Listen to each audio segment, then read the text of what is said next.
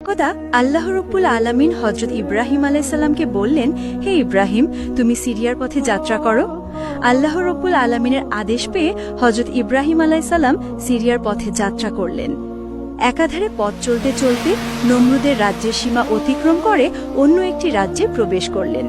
যখন তিনি খাজানয় ওয়াজা নামক স্থানে পৌঁছালেন, তখন লক্ষ্য করে দেখলেন দলে দলে মানুষ উত্তম পোশাক পরিধান করে একই দিকে ছুটে চলছে। এমন দৃশ্য দেখে হযরত ইব্রাহিম আলাইহিস সালামের মনে ঘটনা জানার জন্য কৌতূহল তৈরি হলো।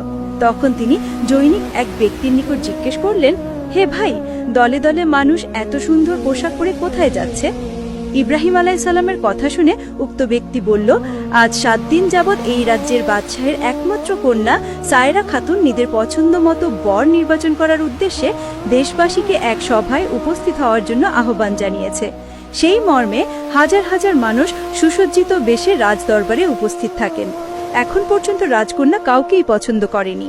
যতদিন পর্যন্ত সে বর পছন্দ না করবে, ততদিন পর্যন্ত এইভাবেই বৈঠক অনুষ্ঠিত হতে থাকবে। অতঃপর হযরত ইব্রাহিম আলাইহিস সালাম এই কথা শুনে ওই বৈঠকে উপস্থিত হওয়ার জন্য ইচ্ছা পোষণ করলেন। নবী ইচ্ছা পোষণ করার সাথে সাথে আল্লাহ রাব্বুল আলামিন হযরত ইব্রাহিম আলাইহিস সালামকে আদেশ করলেন, হে ইব্রাহিম, আপনিও উক্ত বৈঠকে উপস্থিত হয়ে যান। আর শুনে রাখুন, আমার ফয়সালা হলো এই দেশের রাজকন্যাকে আমি আপনার সাথে বিবাহের ব্যবস্থা করে দেব। আল্লাহর হুকুম পাওয়া মাত্র হযরত ইব্রাহিম আলাইহিস সালাম ওই বৈঠকে যাওয়ার জন্য ইচ্ছা পোষণ করলেন। অতঃপর তিনি অন্যান্য যাত্রীদের সাথে আস্তে আস্তে রাজদরবারের দিকে রওনা হলেন। অল্প সময়ের মধ্যে তিনি রাজদরবারের এক বিশাল জনসমাবেশে এসে উপস্থিত হলেন।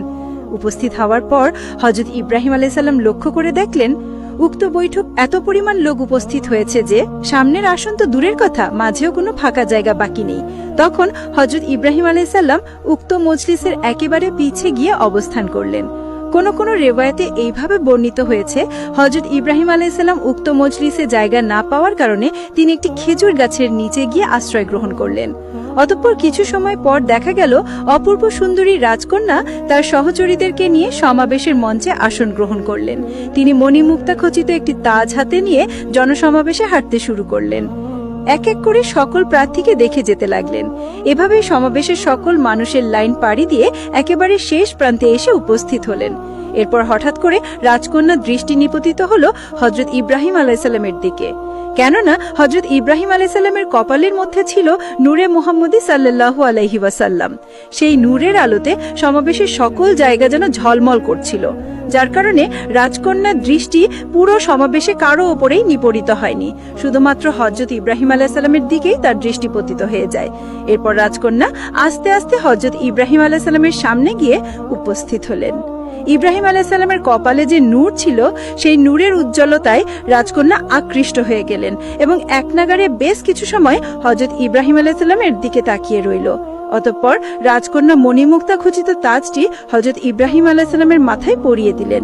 রাজকন্যা যখন মণিমুক্তা খচিত তাজটি হযরত ইব্রাহিম আলাইহিস সালামের মাথায় পরিয়ে দিলেন, তখন সাথে সাথেই পুরো মজলিসের মধ্যে হাততালি দেওয়া শুরু হয়ে গেল। সহচরীগণ ও প্রহরীরা সকলে এসে হযরত ইব্রাহিম আলাইহিস সালামকে তুলে নিয়ে গেল এবং রাজকন্যার আদেশে তাকে উত্তম রূপে গোসল করার জন্য একটি রুমে নিয়ে গেল। এরপর রাজদরবারের কিছু সংখ্যক কর্মলোক গিয়ে রাজার কাছে সংবাদ পৌঁছালো তার একমাত্র কন্যা বিবি সায়রা বর পছন্দ করেছেন। এই কথা শুনে রাজা অত্যন্ত আনন্দিত হয়ে গেলেন এবং তিনি ঘোষণা করলেন অল্প সময়ের মধ্যেই রাজকন্যার বিবাহ সম্পন্ন করা হবে। অতঃপর রাজদরবারে সকলকে উপস্থিত হওয়ার জন্য দাওয়াত দেওয়ার আদেশ প্রদান করলেন। রাজার হুকুম পাওয়ার মাত্র রাজদরবারের লোকগণ দেশের সর্বত্র গিয়ে হযরত ইব্রাহিম আলাইহিস সালাম ও বিবি সায়রার বিয়ের দাওয়াত পৌঁছে দিলেন। এরপর নির্দিষ্ট দিনে রাজদরবারের লোকে লোকারণ্য হয়ে গেল। গায়ক, বাদক, বাইজি ও খাদ্য প্রদানকারী সকলে ব্যস্ততার সাথে রাজদরবারে হাজির হয়ে গেল। মহা ধুমধামের সাথে সকল প্রস্তুতি তারা গ্রহণ করে ফেলল। অতঃপর হযরত ইব্রাহিম আলাইহিস সালামকে রাজকীয় পোশাক পরিচ্ছদে সজ্জিত করা হলো। আল্লাহর নবী ইব্রাহিম আলাইহিস সালাম এমনিতেই সেই সময়কার সকল লোকেদের চেয়ে সুন্দর মানুষ ছিলেন। তার পাশাপাশি রাজকীয় পোশাকে যখন তাকে সজ্জিত করা হলো, তখন তার সৌন্দর্য আরো বহুগুণে বেড়ে গেল। তাকে দেখেই যেন মনে হতো আকাশ থেকে ফেরেশতা নাজিল হয়েছে। মানুষ ধারণা করতে লাগলো এত রূপ কোনো মানুষের কোনোদিনই থাকা সম্ভব নয়, যার কারণে সকলেই বলাবলি করতে বাধ্য হলো রাজকন্যা সায়রা তার জন্য যথাযথ যোগ্য বর পছন্দ করতে সক্ষম হয়েছে। ইতিমধ্যে রাজা তার কন্যা ও সুন্দর দুলহাকে একটি মণিমুক্তা খচিত সিংহাসনে আরোহণ করালেন। উপস্থিত সকলেই তাদেরকে অভিবাদন জানালেন। এরপর উপস্থিত জনগণ আনন্দ ফুর্তিতে সমস্ত মঞ্চকে কাঁপিয়ে তুলল। আনন্দ ফুর্তি যখন শেষ হলো, এরপর রাজার আদেশ অনুসারে একজন ইসলাম গ্রহণকারী ধর্মযাজককে ডেকে হযরত ইব্রাহিম আলাইহিসসালাম ও বিবি সায়রার মধ্যে বিবাহের কাজ সম্পূর্ণ করা হলো। এভাবেই এক মহা জৌলুসের মাধ্যমে রাজকন্যা ও হযরত ইব্রাহিম আলাইহিসসালামের বিবাহের কাজ সম্পূর্ণ করা হলো। হযরত ইব্রাহিম আলাইহিসসালাম রাজকন্যার বর হিসাবে সমগ্র রাজ্যে বিরাট সম্মানের অধিকারী হলেন এবং আরাম আয়েশের মধ্যে জীবনযাপন করতে লাগলেন। চাকর নাকর দাসদাসী সর্বদা তার পেছনে হুকুমের জন্য দণ্ডায়মান হয়ে থাকত। এভাবেই হযরত ইব্রাহিম আলাইহিসসালাম উক্ত রাজ্যে কিছুদিন অবস্থান করলেন। এরপর একদিন আল্লাহ রব্বুল আলামিনের পক্ষ থেকে জিবরাইল আলাইহিসসালাম এসে নবী ইব্রাহিম আলাইহিসসালামকে সংবাদ দিলেন, হে আল্লাহর নবী ইব্রাহিম আলাইহিসসালাম, আল্লাহ রব্বুল আলামিন আপনাকে সিরিয়া পথে যাত্রা করার জন্য নির্দেশ দিয়েছেন। ইব্রাহিম আলাইহিসসালাম যখন জিবরাইল আলাইহিসসালামের মুখে ওহীর আওয়াজ শুনলেন, তখন তিনি নবুয়তের দায়িত্ব পালন করার উদ্দেশ্যে উদ্গ্রীব হয়ে উঠলেন। এরপর তিনি তার শ্বশুর রাজা মাসের কাছে গিয়ে উপস্থিত হলেন এবং তিনি রাজাকে সমস্ত ঘটনা খুলে বললেন। তিনি বললেন, আমি সাধারণ কোনো মানুষ নই, আমি এক আল্লাহ তাআলার পক্ষ থেকে প্রেরিত একজন নবী। অতএব এইভাবে আরামায়াসের মধ্যে জীবনযাপন করা এটা আমার উদ্দেশ্য নয়। আমার কাজ হচ্ছে পথ হারা পথ ভোলা মানুষদেরকে আল্লাহ তাআলার দিকে আহ্বান করা। আল্লাহ রাব্বুল আলামিন আমাকে আদেশ করেছেন আমি যেন এখান থেকে সিরিয়ার পথে যাত্রা করি। হযরত ইব্রাহিম আলাইহিসসালামের মুখে রাজা এসব কথা শুনে অত্যন্ত খুশি হলেন। রাজার অনুমতি লাভের পরে হযরত ইব্রাহিম আলাইহিসসালাম নিজ স্ত্রী ও 2 জন প্রহরী নিয়ে সিরিয়ার পথে যাত্রা করলেন। গ্রামের পর গ্রাম, লোকালয়ের পর লোকালয় অতিক্রম করে আস্তে আস্তে সিরিয়ার পথে যাত্রা করছিলেন। অতঃপর একদিন এক রাত পরে যখন তারা মিশরের সীমানায় গিয়ে পৌঁছলেন, তখন তাদের সাথে কতিপয় লোকের সাক্ষাৎ হলো।